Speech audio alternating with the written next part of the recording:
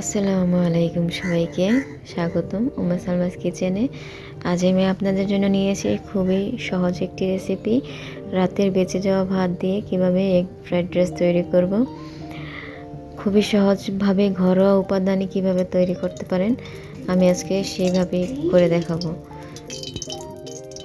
আমি একটি কড়াইয়ে তেল দিয়ে নিয়েছি। তেল গরম হয়ে এলে এতে পরিমাণ মতো পেঁয়াজ কুচি আর মরিচ কুচি দিয়ে ভেজে নেব। কোনো সয়া সস, টেস্টিং সল্ট এসব কিছু ছাড়া কিভাবে একদম সিম্পল ঘরোয়া মশলা দিয়ে আমরা কিভাবে ফ্রাইড রাইসটা তৈরি করতে পারি আমি সেই টিপসগুলো আপনাদের সাথে শেয়ার করব। আমি সবসময় যেভাবে বাসায় করে থাকি। এখন আমি পেঁয়াজ কুচি ভেজে নিয়ে অল্প মরিচ কুচি দিয়ে দিয়েছি এবং ধনেপাতা কুচি দিয়ে দিয়েছি।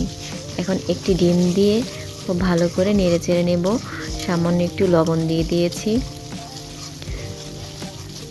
সেই ডিমটা হালকা ভেজে নেওয়ার পর আমি এতে একটি টমেটো কুচি করে দিয়ে দেব।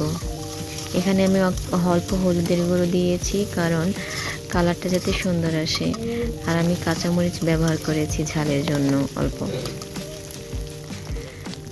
আমার সব কিছু ভাজা হয়ে এলে এখন আমি ভাতগুলো দিয়ে দিচ্ছি।